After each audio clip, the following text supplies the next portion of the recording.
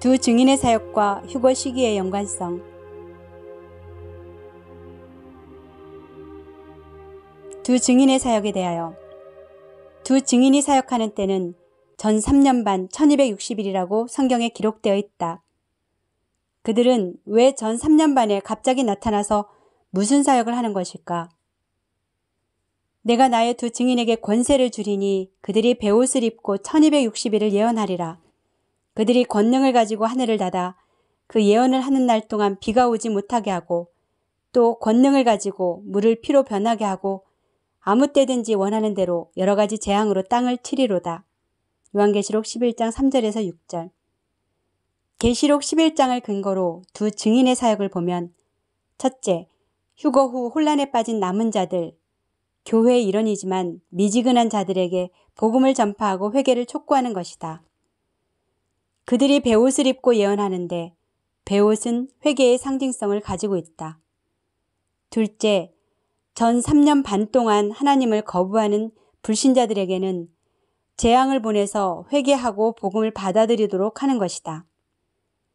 특히 이스라엘이 예수 그리스도를 영접하도록 이끌 것이지만 기록된 두 증인의 사역을 보면 오히려 재앙에 초점을 맞추고 있다. 두 증인의 사역과 휴거 시기의 연관성, 환란 전 휴거. 두 증인의 사역 전 3년 반 이전에 휴거가 일어나는 경우 환란을 대비하라.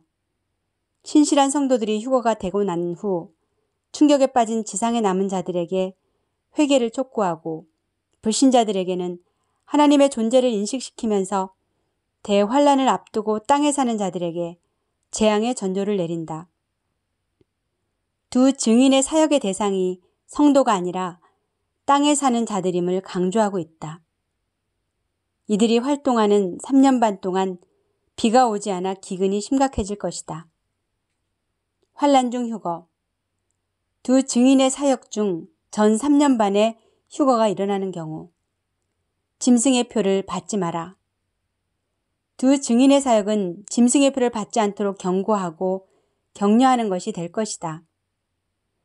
그러나 이런 경고는 이미 2000년 동안 교회 시대에 충분히 경고해 왔을 뿐 아니라 두 증인의 사역은 전 3년 반이므로 성도를 대환란에 남겨두고 두 증인만 하늘로 올라가는 것은 부적절해 보인다.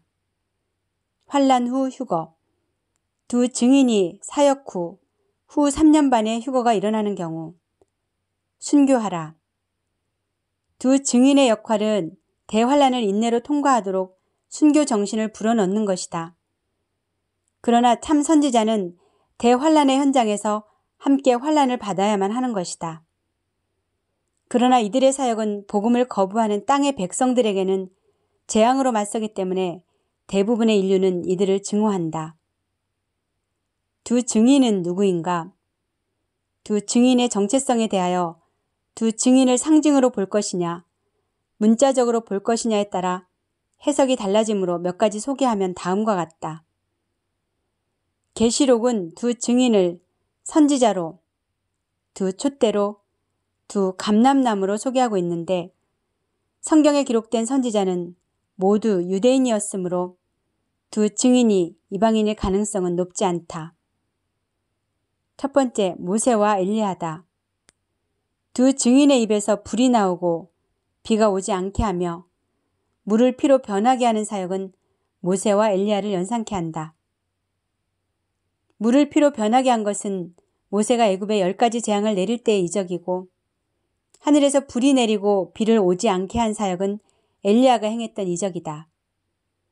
변화산상에도 모세와 엘리야가 나타났었다. 그러나 모세는 이미 한 번 죽었는데 2번 죽는다는 것은 논리적으로 맞지 않다는 지적이 있다. 두 번째, 여호수아와 스룹바벨이다. 그들은 이 땅의 주요 앞에 서 있는 두 감람나무와 두 촛대니 요한계시록 11장 4절. 계시록의 이 말씀과 똑같은 내용이 스가랴서에 기록되어 있다. 그 등잔대 곁에 두 감람나무가 있는데 하나는 그 기름그릇 오른쪽에 있고 하나는 그 왼쪽에 있나이다. 내가 말하는 천사에게 물어 이르되 내 주여 이것들이 무엇이니까 하니 스가랴 4장 3절에서 4절. 이르되 이는 기름 부음 받은 자 둘이니 온 세상에 주 앞에 서 있는 자니라 하더라. 스가랴 4장 14절. 그런데 스가랴 3장에서 대제사장의 상징인 여호수아가 등장하고 스가랴 4장 9절에 스룹바벨이 등장하기 때문에 교회는 전통적으로 이들을 상징한다고 해석해왔다. 세 번째, 예수님의 제자 중 2명이다. 이들의 정체성을 증인이라고 기록한 데서 힌트를 찾은 해석이다. 증인이란 이미 어떤 사건을 목격한 사람들을 의미하는 것이라면 유대인들에게 예수님의 제자들이 나타나서 예수가 그리스도라는 것을 증언하는 것이다. 가장 유력한 제자 중 한 명은 요한이며 증언이라는 단어를 즐겨 사용하였다. 네 번째, 마지막 때의 사명을 위한 2 사역자다. 최근 이런 주장이나 견해를 보이는 사례가 발견되고 있는데 자신이 2 증인이라고 주장하기도 한다. 그러나 앞에서 언급한 것처럼 2 증인은 유대인일 가능성이 크다. 2 선지자가 땅에 사는 자들을 괴롭게 한 고로 땅에 사는 자들이 그들의 죽음을 즐거워하고 기뻐하여 서로 예물을 보내리라 하더라. 요한계시록 11장 10절. 5 번째, 불특정 다수의 사역자들이다. 마지막 때에 사명을 위해 선택된 사역자들로 2명이 아니라 다수에 해당한다는 해석이다. 6 번째, 이방인 교회와 이스라엘 교회를 상징한다. 2 증인을 2 촛대로 기록되었고 촛대와 등잔대는 교회를 상징한다는 이유로 이방인 교회와 이스라엘 교회나 2 교회의 대표자 2명으로 해석하는 경우이다. 전 세계에서 휴거되지 못하고 뒤늦게 회개한 교회들이 대상일 것이다. 그러나 성경은 이들이 기름 부음으로 구별한 2 사람이라는 것을 강조하고 있음에 유의할 필요가 있다. 이들이 사역하고 죽는 장소는 그들의 주께서 십자가에 못 박히신 곳, 즉 예루살렘이다. 그곳은 영적으로 애굽과 소돔인데 애굽은 세상과 박해를 상징하고 소돔은 죄와 심판을 상징한다. 유대인들은 예수를 십자가에 죽게 한 이후 육적으로는 나라가 회복되었지만 영적으로 타락했으며 동성애 비율은 전 세계 3위에 이를 정도이다. 휴거 이후 전 3년 반뿐 아니라 후 3년 반도 세계와 짐승의 중심 무대는 예루살렘이다. 세계 단일 정부의 수도는 예루살렘일 가능성이 높다. 2 증인의 죽음. 2 사람은 무저갱에서 올라오는 짐승과 싸워서 지고 짐승에 의해 죽임을 당한다. 무저갱에서 올라오는 짐승은 적 그리스도가 아니라 타락한 고위급 천사라는 해석과 짐승이 2 증인을 죽이고 세계의 인기를 얻어 세계 단일 정부의 수장으로 등장할 것이라는 해석이 있다.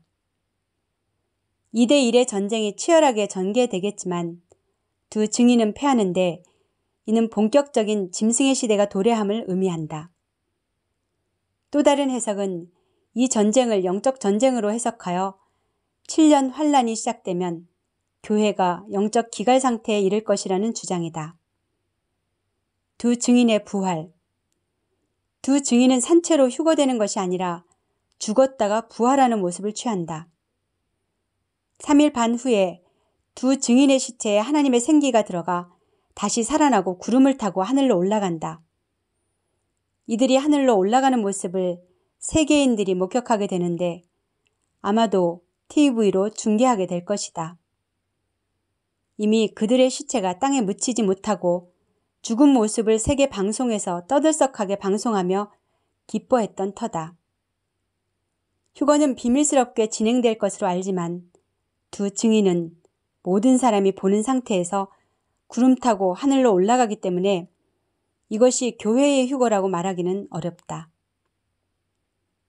2 증인의 사역과 둘째 화. 2 증인이 하늘로 올라가고 있는 것을 구경하는 그때에 예루살렘에 매우 큰 지진이 일어나 7,000명이 지진으로 사망한다. 이때 성전산의 황금돔이 무너질 가능성도 있을 것이다. 방송으로 구경하는 자들이 두려워하여 하나님께 영광을 돌린다.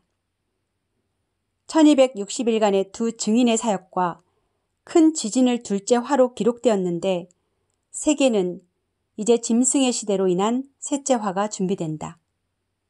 짐승의 등장. 짐승이 두 증인과의 싸움에서 부상을 당한 것인지는 확실하지 않지만 그가 부상을 당해 거의 죽은 상태에서 상처가 기적적으로 치료된다. 세계는 이 상황을 매우 놀랍게 받아들이고 큰 인기를 얻게 된다. 짐승이 방송에 나와 세계인을 사로잡는 명연설로 더 큰 인기를 얻게 되는데 온 세계가 그를 따르고 단일 세계 정부의 대통령으로 추대하자는 여론이 급등한다. 그의 연설은 세계 평화와 안전을 약속하고 하나님을 신성 모독하고 기독교와 이스라엘을 비방하는 내용이다. 마침내 짐승은 3년 6개월 임기의 세계 단일 정부 대통령으로 선출된다.